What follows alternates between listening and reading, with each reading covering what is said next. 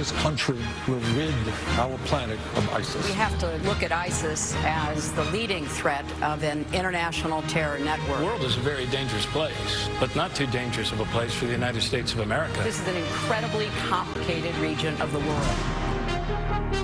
This world, with American leadership, can and must come together to destroy him. We've got to understand the complexity of the world that we are facing, and no place is more so than in the Middle East.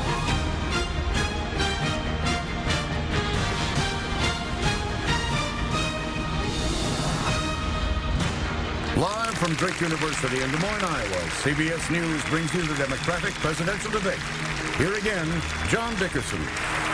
Good evening again as we begin the second half of the debate. Joining me in the questioning of the candidates are CBS News congressional correspondent Nancy Cordes, Kevin Cooney of CBS Des Moines affiliate KCCI, and Kathy Abradovich of the Des Moines Register.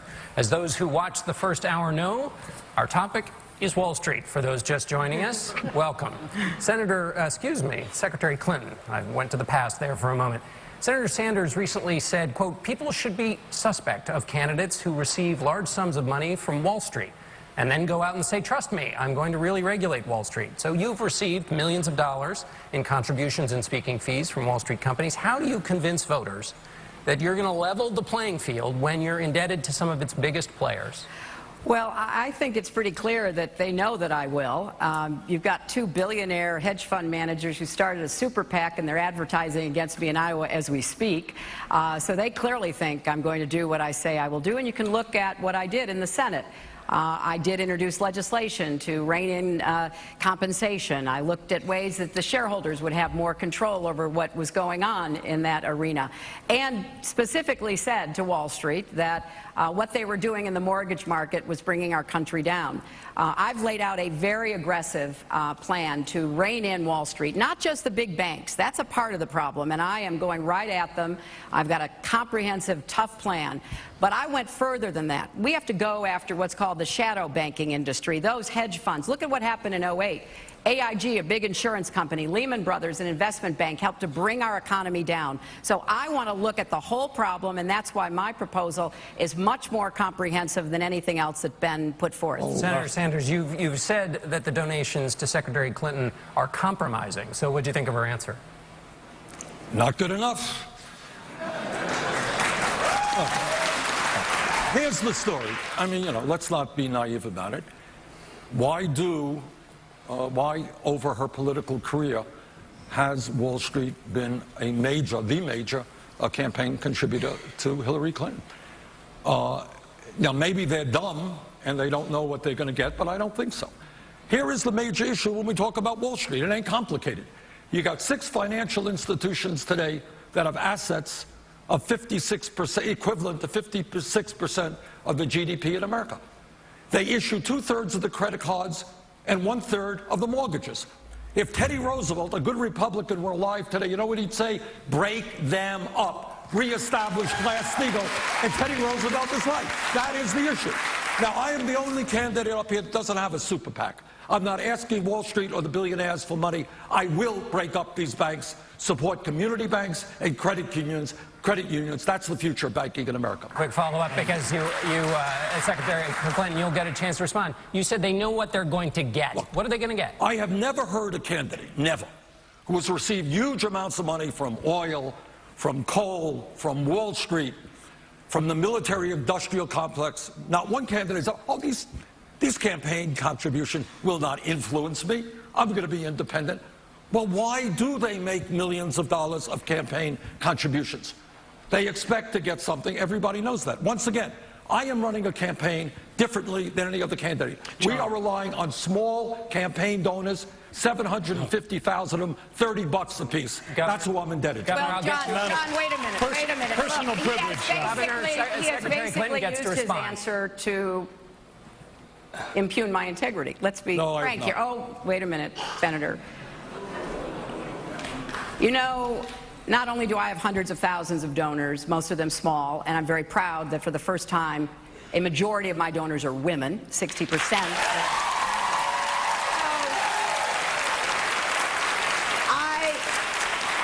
I represented New York, and I represented New York on 9/11. when we were attacked, where were we attacked? We were attacked in downtown Manhattan, where Wall Street is. I did spend a whole lot of time and effort helping them rebuild. That was good for New York, it was good for the economy, and it was a way to rebuke the terrorists who had attacked our country. So, you know, it's fine for you to say what you're going to say, but I looked very carefully at your proposal. Reinstating Glass-Steagall is a part of what very well could help, but it is nowhere near enough. My proposal is tougher, more effective, and more comprehensive, because I go after all of Wall Street, not just the big banks. John, please. It's a matter of personal privilege, John. Hold on, he was attacked. John, hold on. He was attacked. Glass-Steagall, by the way, the idea is that you don't... This issue touches on two broad issues. It's not just Wall Street. It's a corrupt campaign finance system. And it is easy to talk the talk about ending Citizens United, but what I think we need to do is show by example that we are prepared to not rely on large corporations and Wall Street for campaign contributions, and that's what I'm doing. In terms of Wall Street, I respectfully disagree with you, Madam Secretary, in the sense that the issue here is when you have such incredible power and such incredible wealth, when you have Wall Street spending $5 billion over a 10-year period to get deregulated, okay. The only answer that I know is break them up, all right. Reestablish Glass-Steagall. Senator, we have to get Governor O'Malley. Governor, along with your answer, how many Wall Street veterans would you have in your administration? Well, I'll tell you what, I've said this before. I believe that we actually need some new economic thinking in the White House. And I would not have Robert Rubin or Larry Summers, with all due respect, Secretary Clinton, to you and to them, back on my Council of Economic Advisors. Anyone from Wall Street? They were the architects. Sure, we'll have an inclusive group, but I won't be taking my orders from Wall Street. And look, let me say this. I put out a proposal. I was on the front lines when people lost their homes, when people lost their jobs. I was on the front lines as a governor fighting that battle. Our economy was wrecked by the big banks of Wall Street. And Secretary Clinton, when you put out your proposal on Wall Street, it was greeted by many as quote unquote weak tea. It is weak tea. It is not what the people expect of our country. We expect that our president will protect the Main Street economy from excesses on Wall Street, and that's why Bernie's right. We need to reinstate a modern version of Glass-Steagall, and we should have done it already. Well, you know, Governor, I know that when you had a chance to appoint a commissioner for financial regulation, you chose an investment banker in 2010. So for me, it is looking at what works and what we need to do to try to move past what happened in 08. Hear, hear. And I will go back and say again, AIG was not a big bank. It had to be bailed out, and it nearly destroyed us. Lehman Brothers was not a big bank. It was an investment bank, and its bankruptcy and its failure nearly destroyed us. So I've said, if the big banks don't play by the rules, I will break them up. And I will also go after executives who are responsible for the decisions that have such bad consequences for our country. Look, hold on. I don't know, in all due respect to the Secretary, Wall Street play by the rules. Who are we kidding?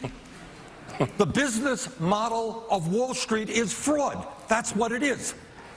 And we have, and let me make this promise. One of the problems we have had, I think all Americans understand this, is whether it's Republican administrations or Democratic administrations. We have seen Wall Street and Goldman Sachs dominate administrations. Here's my promise. Wall Street representatives will not be in my cabinet. All right, I want to switch to the issue of guns here. Secretary Clinton, you said that Senator Sanders is not tough enough on guns, but basically he now supports roughly the same things you do. So can you tell us what the exact difference is going forward between the two of you on the issue of gun control? Well, I think that there are different records. know that Senator Sanders had a different vote than I did when it came to giving immunity to gun makers and sellers. That was a terrible mistake. It basically gave the gun lobby even more power to intimidate legislators, not just in Washington, but across the country. But just think about this. Since we last debated in Las Vegas, nearly 3,000 people have been killed by guns. 21 mass shootings, including one last weekend in Des Moines where 3 were murdered. 200 children have been killed. This is an emergency. There are a lot of things we've got to do in our country. Reining in Wall Street is certainly one of them. I agree with that. That's why I've got such a good plan. But we have to also go after the gun lobby, and 92% of Americans agree we should have universal background checks, close the gun show loophole, close the online loophole. And Secretary Clinton, I will do everything I can as president to get that accomplished. Secretary Clinton, just a quick follow-up. You say that Senator Sanders took a vote on immunity that you don't like. So if he can be tattooed by a single vote and that ruins all future opinions by him on this issue, why then isn't he right when he says your wrong vote on Iraq tattoos you forever in your judgment? I said I made a mistake on Iraq. And I would love to see Senator Sanders join with some of my colleagues in the Senate that I see in the audience. Let's reverse the immunity. Let's put the gun makers and sellers on notice that they're not going to get away with it. Let's do more than reverse the immunity. But was that a mistake? And let me hear if there's any difference between the Secretary and myself. I have voted time and again for the background check, and I want to see it improved and expanded. I want to see us do away with the gun control loophole. In 1988, I lost an election because I said we should not have assault weapons on the streets of America. We have to do away with this straw man proposal. We need radical changes in mental health in America so somebody who is suicidal or homicidal can get the emergency care they need. We have, I don't know that there's any disagreement here. Oh, yes, we have got to come forward with a consensus that, in fact, will work. Senator, a mistake or not, your immunity vote? Quickly before I go to the governor. There were parts of that bill which I agree with, parts I disagree. I am certainly, absolutely willing to look at that bill again and make sure it's a stronger bill. Not a mistake. So, John, this is another one of those examples. Look, we have a lot of work to do, and we're the only nation on the planet that buries as many of our people from gun violence as we do. In my own state, after the children in that Connecticut classroom were gunned down, we passed comprehensive gun safety legislation with background checks, ban on assault weapons. And, Senator, I think we do need to repeal that immunity that you granted to the gun industry. But, Secretary Clinton, you've been on 3 sides of this. When you ran in 2000, you said that we needed federal robust regulations. Then, in 2008, you were portraying yourself as Annie Oakley and saying that we don't need those regulations on the federal level. And now you're coming back around here. So, John, there's a big difference between leading by polls and leading with principle. We got it done in my state by leading with principle, and that's what we need to do as a party for comprehensive gun safety. In all due respect, I think it's fair to say that Baltimore is not now one of the safest cities in America. But the issue is... But it's a lot safer. The issue is, a lot of lives along the way, Senator.